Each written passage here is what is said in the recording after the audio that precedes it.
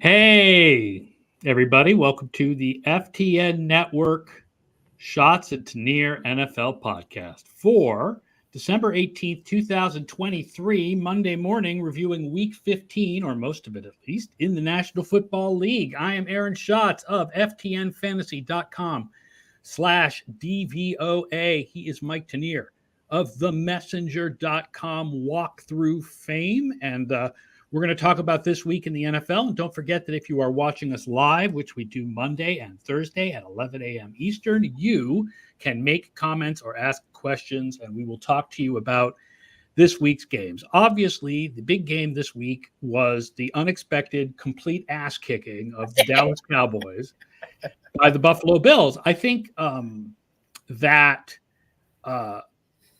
nobody would have been surprised that the Bills won. I mean, obviously, the Bills were favored, right? The game was in Buffalo. They were favored by 2 points, but they were favored by 2 points, not by 30 points. Like, this was a colossal ass kicking in which the Bills dominated the line of scrimmage on both sides of the ball, committed to running the ball in a way that they never do.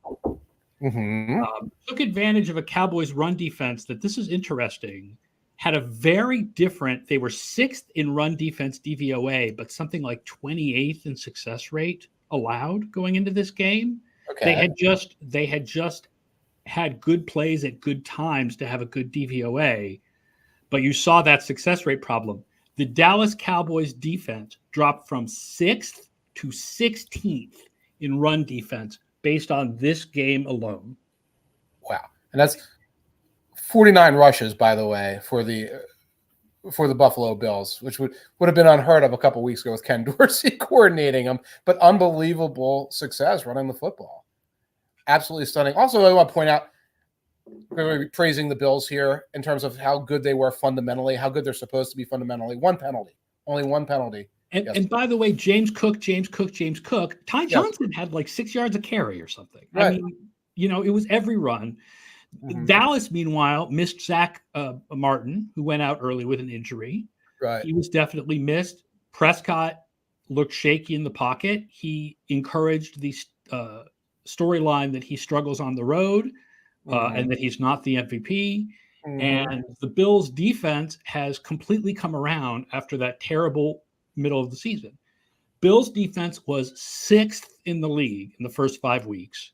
Then Milano and White and Daquan Jones got hurt. They were worst defense in the league the next 5 weeks. Oh my gosh. Then the last 5 weeks, they're 5th. Von Miller finally looks like Von Miller again. And Taron Johnson was great. Right. And Ed Oliver was great. And they just whooped the Cowboys' butts. They all look great. Assignment perfect, coverage tight, all of these things, again, against a tough opponent there. So, the question as we approach the postseason, question 1 is, can the Bills make it? And question 2 is, well, when they get there, and I already joked about, they're the team no one wants to face in the playoffs. Are we going to see another one of these brownouts by them? Or is this the problem? The problem is for both of these teams. So with the Cowboys, now they're going to probably be the 5th seed. They're going to go on the road and beat Tampa Bay or New Orleans. And none of us are going to give them credit for that as a road victory. Right. Because it's Tampa Bay or New Orleans. Right. And then they're going to have to go, I don't know, to Detroit, to Philly. I don't know. Right. Because if Detroit is the 3rd seed, if 5 beats 4, 5 then plays 3. So they would play Detroit, not Philly. If Philly is the 2 and Detroit is the 3, but we're not going to give them credit for that road victory. We're not going to give Dallas credit for a road victory until they win in Detroit, in San Francisco, or in Philadelphia, and I'm not even sure in Detroit will count. Yeah, well, no, not in the minds of people who are kind of dead set against it, especially because that will be that's a dome, right? They still have a dome in Detroit. Detroit has a dome, that's right. So yes, it would be not winning in the elements. And the Bills, you're right. The question about the Bills is 4 straight weeks. Can they do this for 4 straight games? Can they show up for 4 straight games? Bill Houston wants to know, which terrorist group's teamwork do you think Sean McDermott will hope the Bills emulate for their playoff push? I'm rooting for the Irish Republican Army. Oh, microaggression. I'm pulling out an old school. It's an old school, man. That's an old school. Flag on the play there. I'm going with Brutus and Cassius and the conspirators against Julius Caesar. They got the job done, didn't they? They got the job done. They did. They got the job done.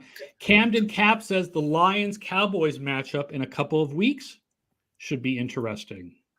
Cowboys Dolphins next week should be interesting. People are already talking about like the fraud bowl, or however you want to say that. But these two teams where you say, all right, show up, win that big game. Need a good team. One of them is going to have to win that game. I kind of remember the Cowboys kicking the Eagles' butt 9 days ago. Oh, but yeah, they were home. The Lions defense finally kind of showed up a little bit against Denver. After declining the last few weeks. Their Lions defense, Sam Laporta, I said something on the Thursday podcast about Sam Laporta. I didn't think Sam Laporta was going to score 3 touchdowns. You had the Laporta prop, and I think you nailed the Hutchinson prop as well. Yep. At the last second, which is awesome. EJ McGlynn makes a good point. If 5 beats 4, but Detroit and Philly both win, then the Cowboys go to San Francisco again, not Detroit and Philly. Detroit and Philly. This is assuming that the playoffs play out as you expect and the Cowboys win the first round. If Detroit and Philly were in the first round, they play each other and the Cowboys go to San Francisco. The Cowboys only go to Detroit or Philly if the other one of those two teams is upset in the first round. Right now, the odds to win the NFC Championship, the 49ers are at -110. And by the way, by DVOA's playoff odds simulation, those odds are not strong enough. They're not strong enough. So there's actually meat on the bone at -110. So forgive me if I tune out, even as a lifetime Eagles fan based here in Greater Philly. I tune out of all the NFC scenarios because it's like, talk to me when like Deebo Samuel's hurt again, and I'll start. We'll get to San Francisco in a bit. It's pretty amazing. Matthew Carley says Dallas is the litmus test. Good teams beat them, but they beat the bad teams. Again, like you said, they just beat Philadelphia like 9 days ago, guys. Right. And are we talking good or great?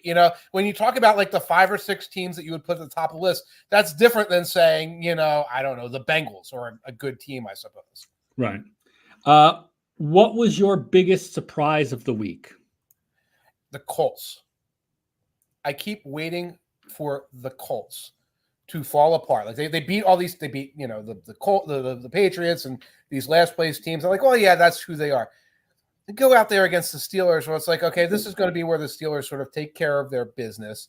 Steelers will score 17 points and win 17-13 or whatever. And right, they did not. The Steelers defense did not stop Gardner Minshew. With David Montgomery and Trey Sermon and all these other guys running simple RPO and moving the ball down the field. Yes, settling for field goals, but moving the ball down the field while the Colts defense just absolutely shuts down the Steelers. So I'm stunned that this team is still in the playoff berth. My biggest surprise, your biggest surprise is that the Colts just keep doing it. And my biggest surprise is that Jake Browning just keeps doing it. Yeah. Jake Browning right now, if the minimum to be ranked was 150 passes, Jake Browning would be 3rd in pass DVOA. Oh my gosh. Like behind Brock and I think Tua Tagovailoa. That's amazing. Jake Browning, like the Bengals offense, yes, they have good receivers, but they're not supposed to be a scheme.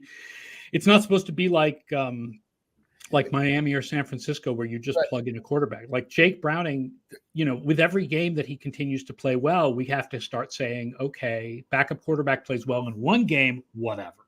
2 games, that's happened plenty. 3 games, 4 games, he's established himself for a long career in this league as a backup, if nothing else. Yes. Yeah. I'm still at the place where we're talking about 2 overtime wins. We're talking about 2 wins against fellow backup quarterbacks.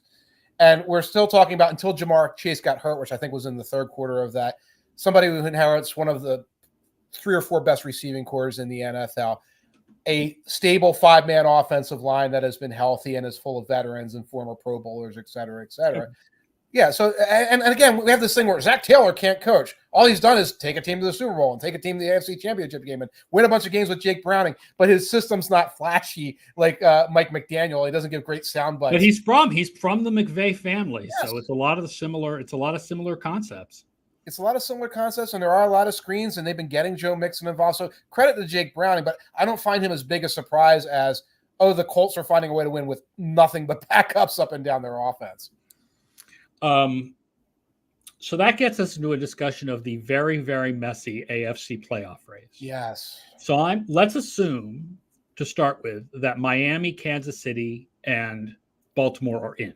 Okay? Baltimore, I think, is in. Yes.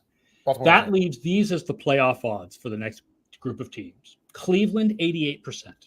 Wow. Houston, 64. Indianapolis, 61. Okay. Buffalo, 54.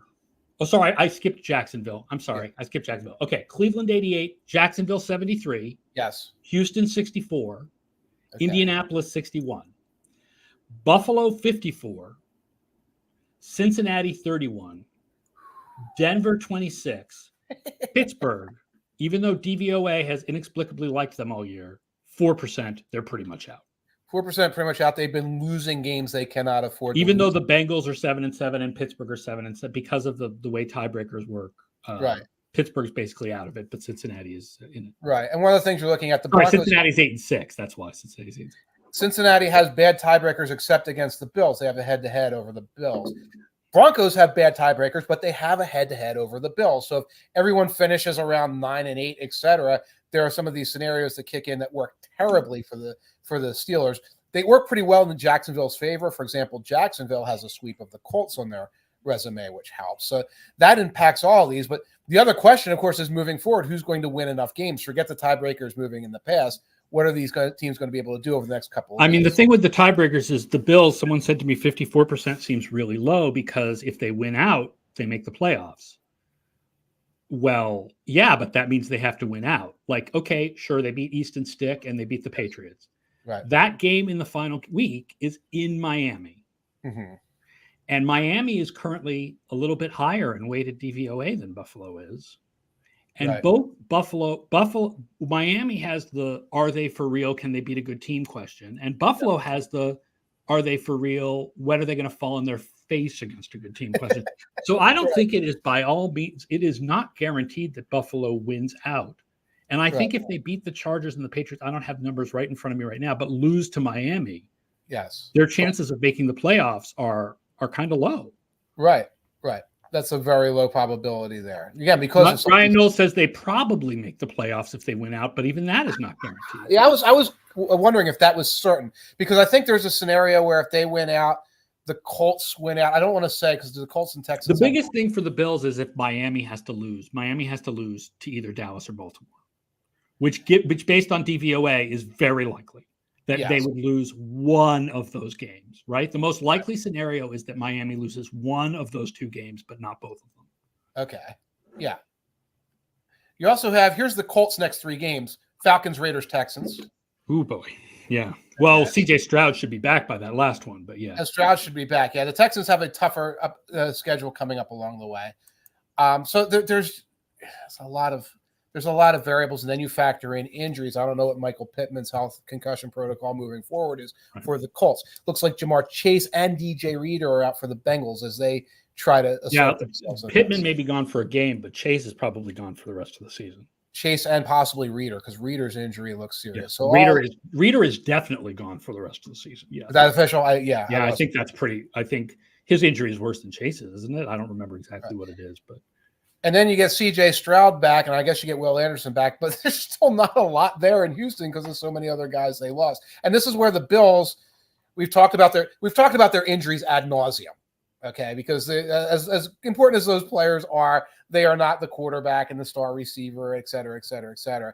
They're a team that's coming into this not just with a strong overall roster, but pretty good health by the standards of December. Someone brought up, I think in Twitter, or did you bring it up in your column, the question of whether Miami, if they can beat both Dallas and Baltimore, is in position to lose to Buffalo on purpose. Yeah. To force Buffalo to play Kansas City or Baltimore in the first round and get Cleveland or somebody instead. So it's the kind of galactic chess Mike McDaniel might play, rather than having to play Buffalo and beat them just in order to not play them again, or to beat them and then have to play them again anyway, or whatever. Right. Right. I have a feeling if they look at it and say, hey, if we beat these guys, Gardner Minshew is in the playoffs or something like that, they're going to go out there and try to do it. Bill Houston points out that as far as Miami goes, Tyreek Hill also has a suspect ankle. I am guessing that will be fixed, that will be healthy by the time they play the Bills. But will it be healthy by the time they play the Cowboys? That I don't know. He's saying yes. There's definitely a chance they held him out this week so he would be healthy next week, with the idea that the Cowboys are a much harder opponent than the New York Jets. He was jumping up and down a lot on the sidelines and eating a lot of sunflower seeds. So, what was your I was right moment of the week? You know, I kind of harp on things. I harp on Trevor Lawrence's fumbles. Yeah. I believe he has 27 career fumbles. He had 2 more lost fumbles to give him 10 lost fumbles this year. I believe he had 12 last year. And it's a problem. And you can see that's a problem when it's not necessarily these strip sack fumbles, but these I'm out in space and I'm running and suddenly I'm doing this with the ball and it bounces out of my hand. That was Gus Edwards, by the way, had a moment where he had the ball out and I was like, dude, you are asking for that to be stripped. But Lawrence just kind of had it out and just kind of lost it. Right. Like he's Lamar Jackson. It's like, well, I can do all these ball fakes and it's worth the risk because I'm going to gain 30 more yards. It's not. And Lawrence has a lot of unbelievably positive attributes and does a lot of things well. And then there's this one thing, this problem that never goes away and never gets talked about, and it winds up haunting them in games like this, and it haunted them in a game like that.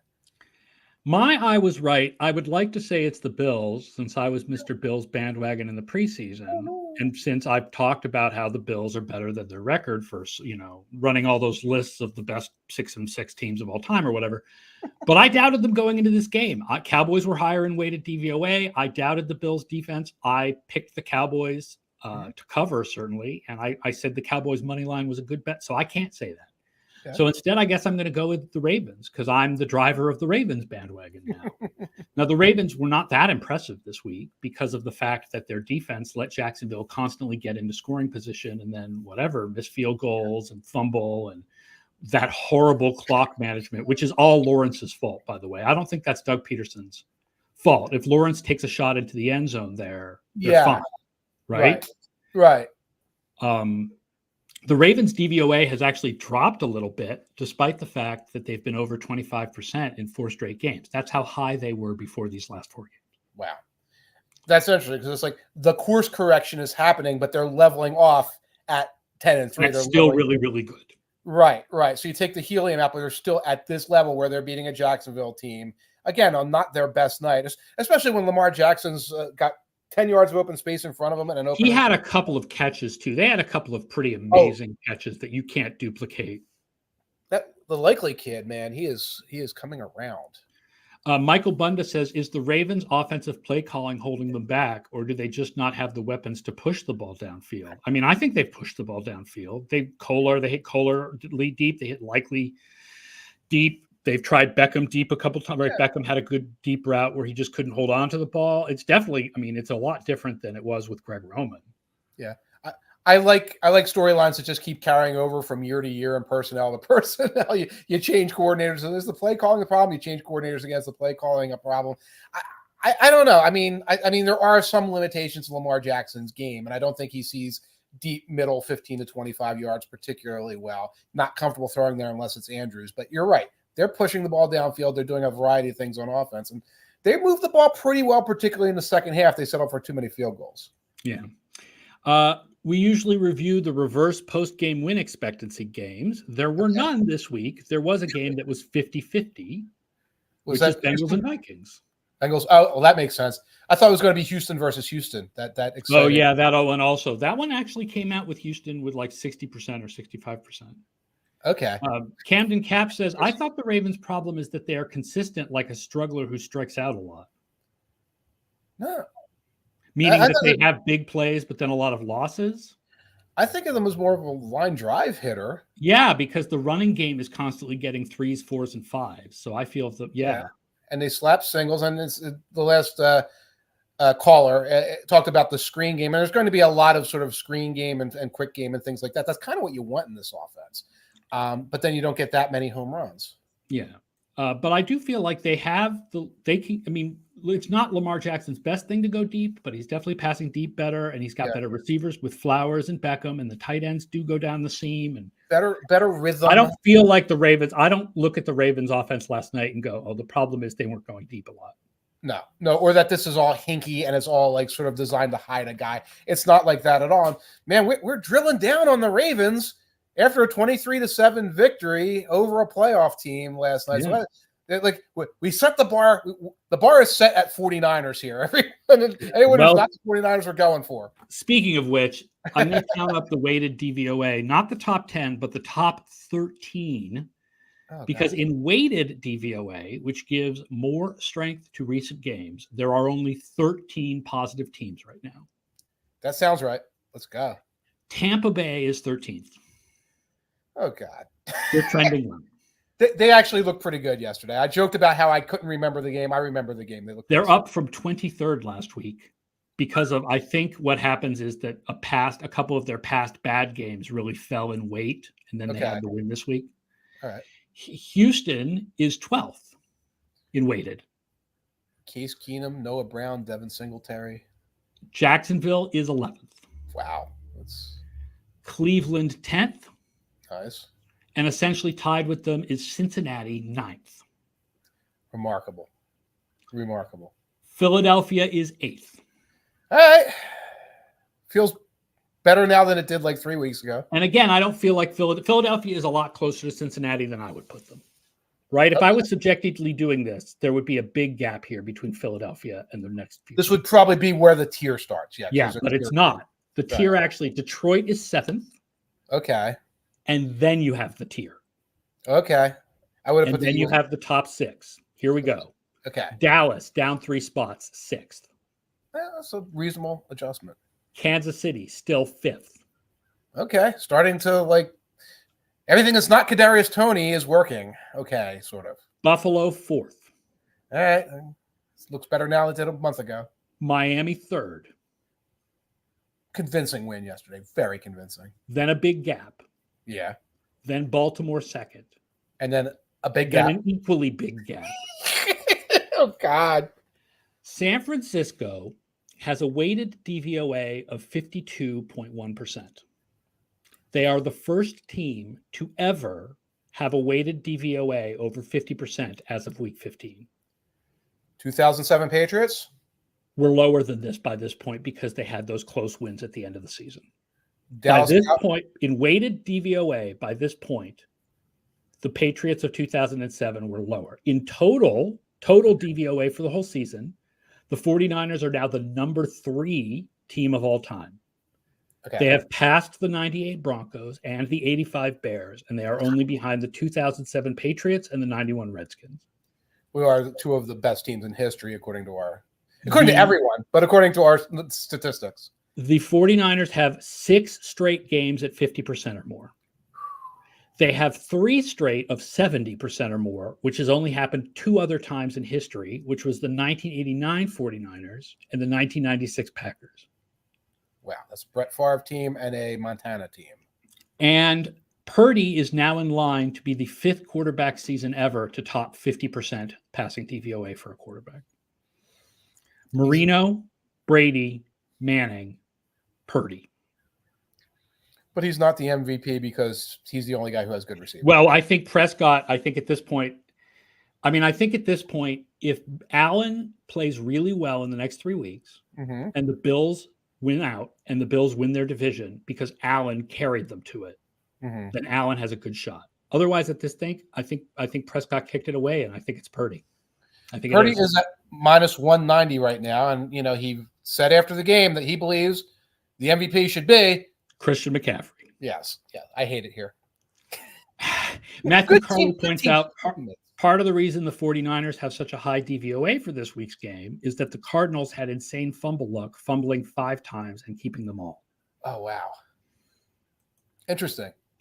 One question before we get on to a Monday Night Football preview from Bill Houston. Does Bill Belichick cede his throne to Gerard Mayo and move to the Chargers this offseason to break the all-time NFL wins record?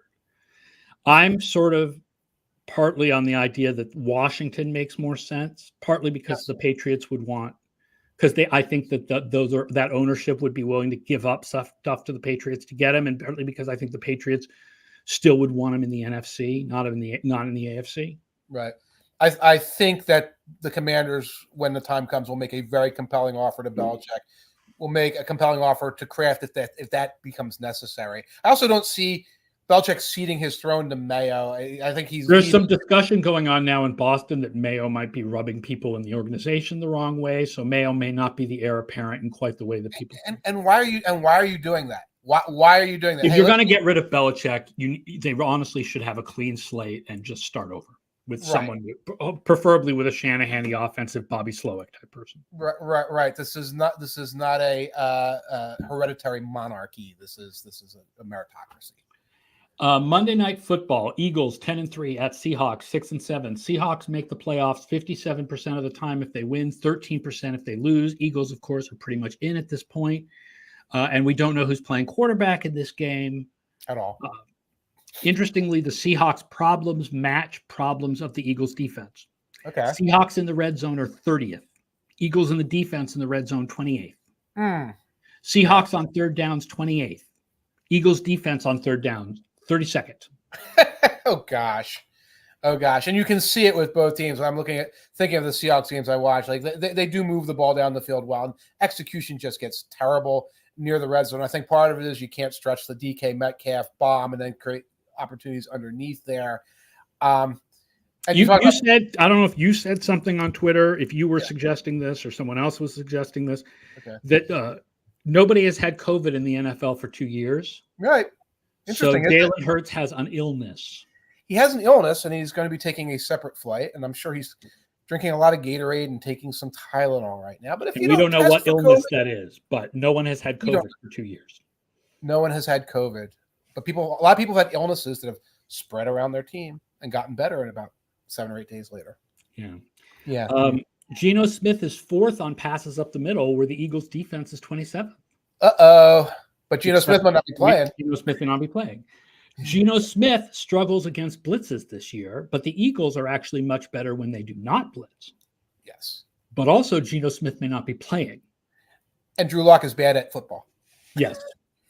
But I have more faith in Marcus Mariota, and I have more faith in Sirianni planning an offense for Marcus Mariota. Yes. So the line is Eagles -3.5. Yeah. And I mean, my first say is do not bet this game. Right. Not with the quarterback situation. With the quarterback situation, you're just throwing your money into a 50-50 pit if you bet this game. Yes. But if I had to, I would go Eagles. If that line sounds like they think it's Hurts, because it would not be Eagles -3.5 with Mariota. And I'm not sure that the odds makers are that. If it was Mariota and Luck, Mariota and Locke, if it was Mariota and Drew Lock, you think it would? I mean, so. The thing is, it's in Seattle, so I guess if it was Mariota and Locke, it would be like 2. Like the Eagles would still be favored, even though it's in Seattle, but maybe not by this much. It's going to be Hurts. Unless his temperature's on it before, it's going to be Hurts, but I don't know what's going on the other end. And if it's Hurts, I feel like Eagles -3.5 is pretty safe. Yeah.